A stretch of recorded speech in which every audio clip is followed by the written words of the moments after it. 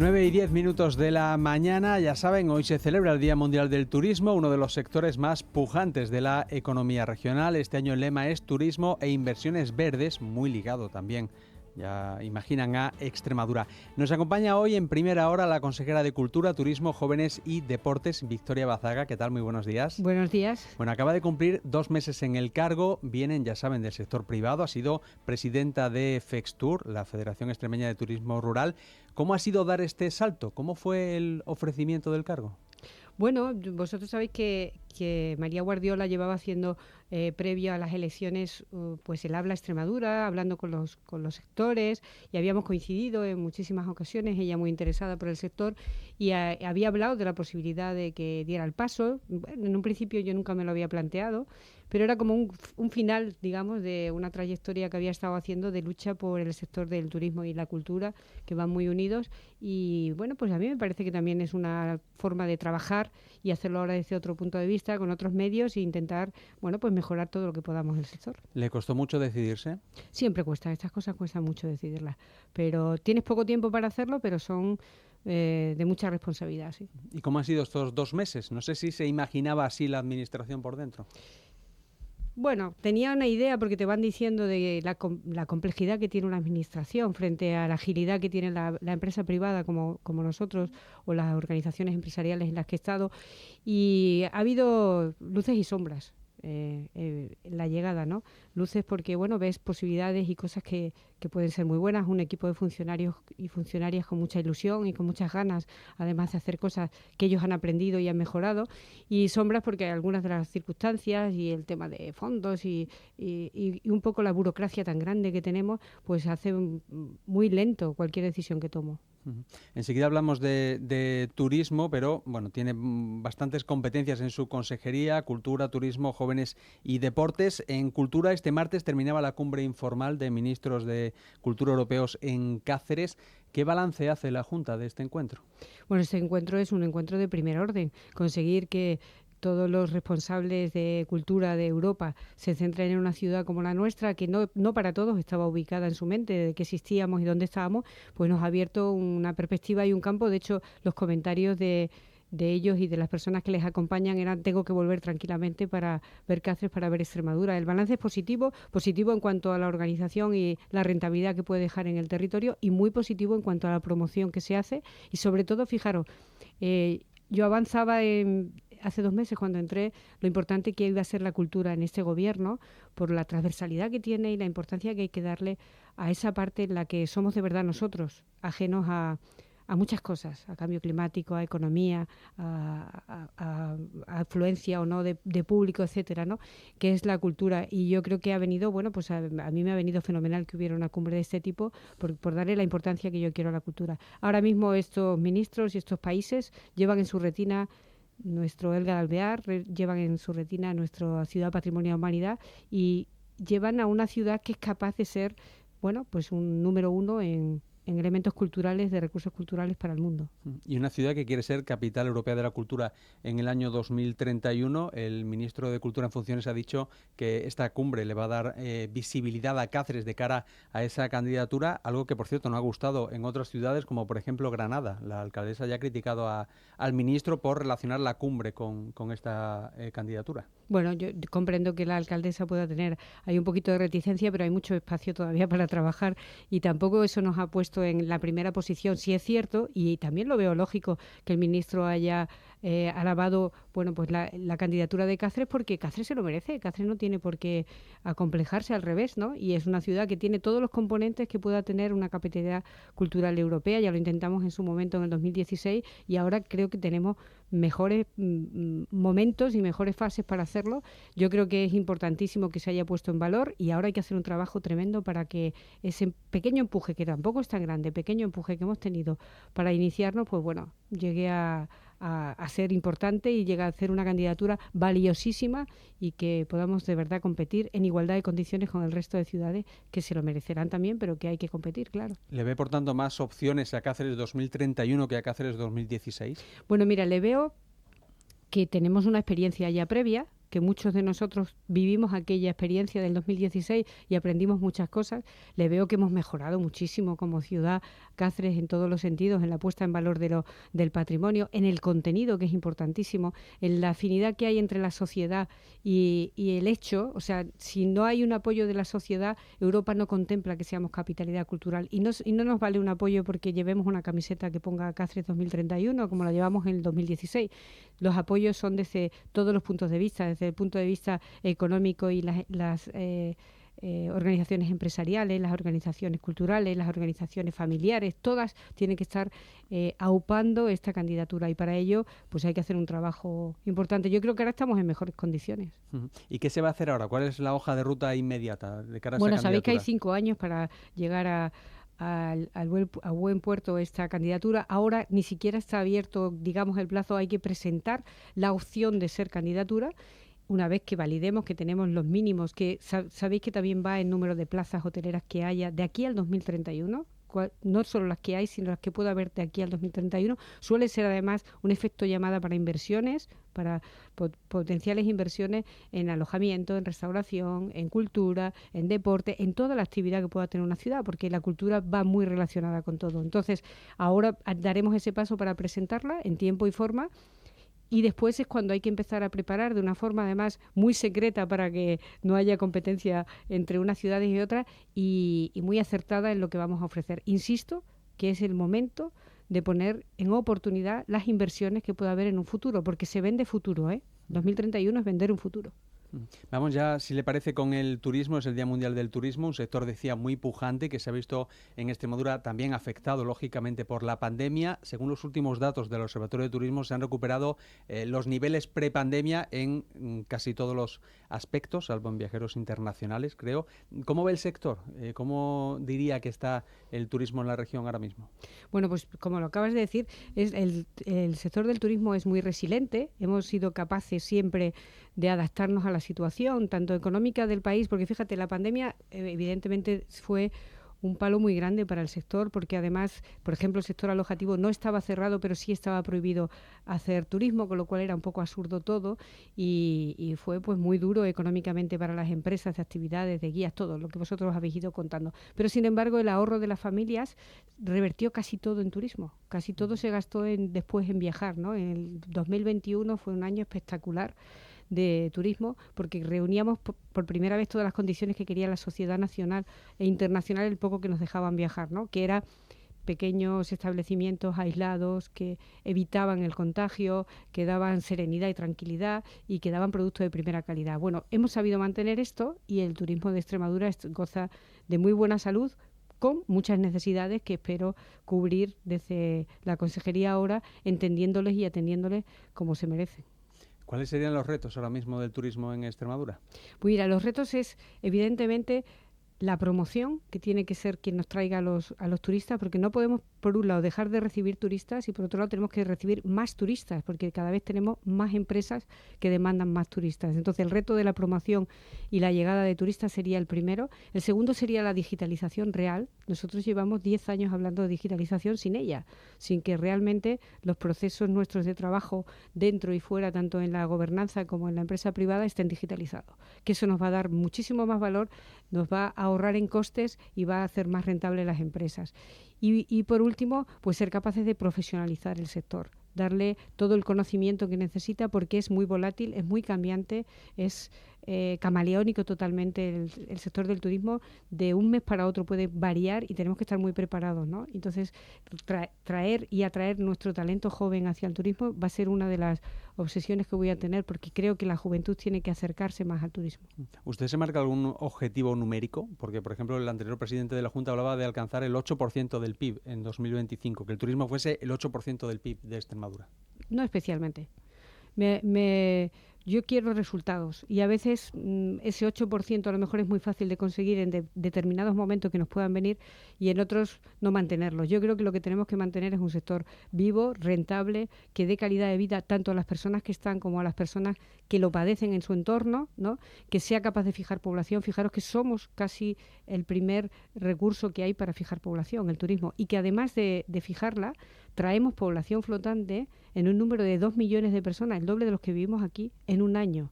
¿no? Entonces, todo esto es muy considerable, es muy importante. Quizás luego cuando lo pongas en PIB o lo pongas en número de trabajo, lo pongas en tal, se desmerece un poco, pero la importancia que tiene el turismo, tú mismo lo has dicho al empezar, es uno de los sectores incipientes y yo creo que los que hay que basarse para sacar adelante esta región. Decía que sirve para fijar población en el territorio el turismo, pero sí es cierto que en Extremadura está muy localizado en algunos puntos concretos, en Mérida, en Cáceres, en el norte de Extremadura. ¿Cómo hacer que esto sirva para todo el conjunto de la región? Mira, en Extremadura está menos fijado de lo que parece en esas zonas. Nosotros tenemos un turismo rural que abarca el 85% de las localidades que hay en el mundo rural. Y eso es muchísimo, ¿eh? Porque tenemos tal patrimonio natural, cultural, gastronómico, de fiestas, de festivales, etcétera, ¿no? Hablando antes de cultura, el contenido del turismo, que suele ser cultural, pues nos apoya mucho. No lo tenemos tan localizado ahí. Bien es cierto que las plazas hoteleras donde mayor número hay son las zonas que tú me has mencionado y esas marcan un poquito pues cuántos turistas van a venir. Pero hay yo creo que un turismo rural repartido y extendido que es impresionante. Fijaros en una cosa, nuestras playas, nuestros chiringuitos, nuestros atractivos son el Festival de Teatro Romano de Mérida, el Festival de Alcántara, el Stone Music, el Festivalino, cada una de las acciones que tenemos, y las tenemos repartidas por todos los pueblos de Extremadura. Tenemos en todos algo interesantísimo que hacer. Hemos sido capaces de ir combinando una acción cultural con ese turismo. Ahora los inversores van abriendo, evidentemente, establecimientos para dar cobertura a esos turistas. Yo creo que está más repartido, pero es verdad que debe ser repartido siempre con una frase, que en turismo ni son todos los que están ni están todos los que son, ¿sabes? Y hay que tener también cuidado con eso. No todo es turismo y mucho de lo que hay que poner en turismo todavía no es turismo, ¿no? Entonces ese va a ser el trabajo, intentar ese equilibrio.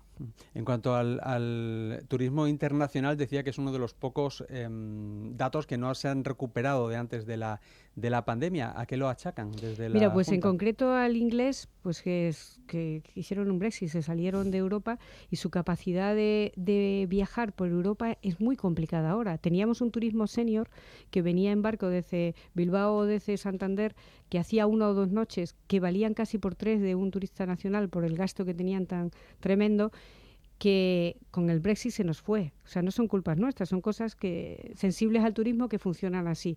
Tenemos que hay también atractivos en otros países que empiezan a emerger y que pueden ser muy atractivos y nos pueden quitar turismo, pero casi la bajada viene del turismo inglés, ¿eh? Sobre todo. El resto del turismo, el francés, el de los Países Bajos, que es muy bueno también, el portugués se ha mantenido y se mantiene. Y una de las obsesiones nuestras va a ser internacionalizar el turismo. Es necesario. Nosotros vivimos en constante incertidumbre con el turismo nacional por el tema económico. Tan pronto tenemos dinero como tenemos un golpe de crisis económica y eso nos puede dar un pequeño decrecimiento que me preocupa en el turismo nacional. ¿Cómo lo voy a cubrir? Con el turismo internacional. Hay que trabajar con ellos. Hay que conseguir que vengan. Les gustamos muchísimo a los internacionales, ¿eh? Tenemos el turismo de birding, el de pájaros, que viene mucho. Tenemos la Vía de la Plata, que es nuestro gran producto, que por todo vertebra todo el territorio y hace un mínimo de 6-7 noches con los peregrinos. Yo creo que y los peregrinos son un 60% extranjeros. O sea, ahí está nuestro fuerte, ahí tenemos que trabajar para atraerlos. ¿El transporte, las comunicaciones siguen siendo el gran hándicap? Sí, sin duda alguna.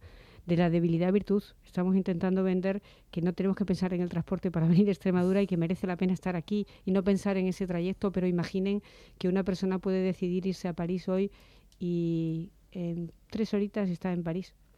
Y pregúntenle a los ministros y a todos los que han venido cómo han llegado hasta aquí. Son las 7 pruebas de Asterix, ¿no? Eso es un hándicap que además no nos permite crecer más, ¿eh? Mi gran miedo antes y ahora era que el techo de no tener un transporte público masivo y rápido nos puede crear muchos problemas. Tenemos que ir a un turismo que va en coche, que va de 2 en 2. Imaginaros lo que es eso, es pescar con una caña de pescar y no con redes. ¿Y le preocupa el efecto que pueda tener el cambio climático en el turismo? Porque había estudios europeos que hablaban de de que podía cambiar el flujo de turistas en función, por ejemplo, en verano, de las altas temperaturas. Me ocupa, más que me preocupa. Sin alarmismos, porque esto también sabéis que son a lo mejor noticias que se van generando y que están hablando un poco más, bueno, de otros territorios que de nosotros. Pero sí me ha ocupado tanto que nada más entrar he sacado en la nueva línea de ayuda a las empresas habrá un epígrafe que es inversiones a las zonas de refresco. Y cuando decimos zonas de refresco es que evidentemente el verano se nos está alargando, tanto al inicio como al final, está siendo más largo. Eso es magnífico para nosotros porque es una temporada que se vende bien, pero evidentemente necesitamos que haya zonas de refresco. Aquí, con mucha prudencia, no estoy hablando de malgastar el agua, ni mucho menos, que el agua es uno de nuestros recursos más importantes, ¿no? Pero sí de buscar zonas donde haya sombras, buscar zonas donde el refresco no significa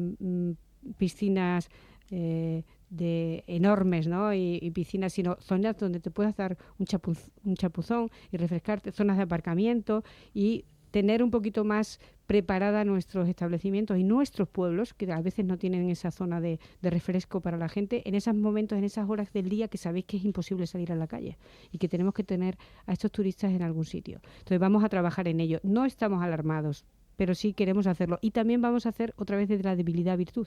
Si el calor puede ser un hándicap, la temperatura suave del otoño-invierno nuestro, que es excepcional, nos va a convertir en un destino de otoño-invierno muy interesante también y vamos a trabajar mucho en ello. Más cuestiones que afectan al sector, la proliferación de pisos turísticos. ¿Esto le preocupa a la Administración? ¿Se va a hacer algún tipo de regulación aquí en Extremadura? Tenemos que trabajar en ello, claro que sí. Tenemos a las inspecciones volcadas en encontrar el fraude en todas las manifestaciones que tiene el turismo, en guías, en eventos, etcétera, y tenemos que trabajar en ello, pero no desde el punto de vista sancionador continuo, no, yo quiero facilitarle a todo aquel que quiera trabajar en el sector turístico que lo haga bien y que lo haga bien por seguridad, porque fíjate, cada vez que tenemos un piso o un sitio ilegal o un sitio que no controlamos, no tenemos control de las personas que están dentro. Nosotros tenemos la obligación, aunque sea una casa pequeñita rural, de informar al Ministerio del Interior de qué personas están allí. Pues tenemos que asegurarlos. Si ocurriera algo, tendríamos que tener seguros que nos ayudaran a combatir económicamente cualquier desgracia sobrevenida. Entonces, vamos a hacer dos líneas. Una, la de, evidentemente, de perseguir lo que no sea legal, pero dando siempre la oportunidad de que se legalicen primero. Y vamos a trabajar muchísimo en esa mentalidad de legalizarnos, de creernos que todos juntos y legales vamos a hacer mucho más por el sector turístico y por la industria cultural, por todo. Decía que hemos terminado el verano, hablábamos de los datos del Observatorio de Turismo. De cara al otoño, ¿qué previsiones tiene la Administración? ¿Cómo se plantea? Viene un buen otoño. Ahora, por ejemplo, para el puente este que tenemos ahora, el primero, el puente del Pilar, estamos rozando ya en zonas casi el 90-95%. Esos son llenos técnicos, porque puede haber en última hora que caiga uno, llega otro. Estamos rozando esto. ¿Por qué? Pues porque, volví a decirte, tenemos un clima muy suave, mantenemos un paisaje precioso en otoño, nuestra berrea, tenemos una gastronomía muy especial y muy querida, y ahora empiezan una serie de eventos importantísimos como la Semana Santa, como los otoños mágicos, como que todo esto vuelve a llenar, que es lo que os decía, de contenido y de interés el venir a Extremadura.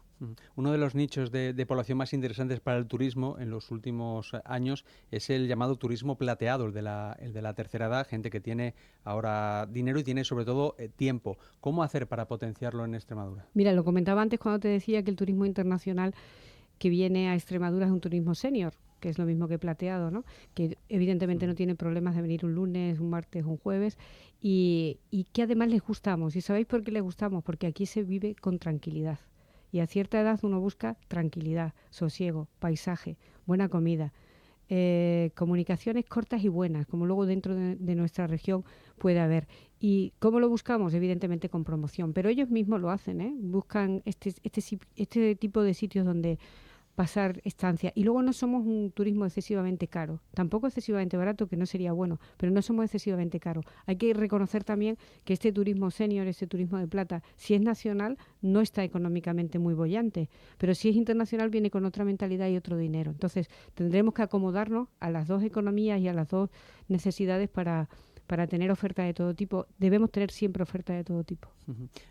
Vamos a pasar de hablar de los mayores a los jóvenes. Usted también tiene las competencias de juventud, es consejera de jóvenes. Anunciaba el pasado viernes en la Asamblea la redacción de una nueva ley de juventud en Extremadura. ¿Qué novedades va a traer esa nueva ley? Pues prácticamente todas porque no la hay, pero vamos a intentar que los jóvenes formen parte de todo lo que hacemos en esta región, porque va a ser de ellos de aquí a nada la región.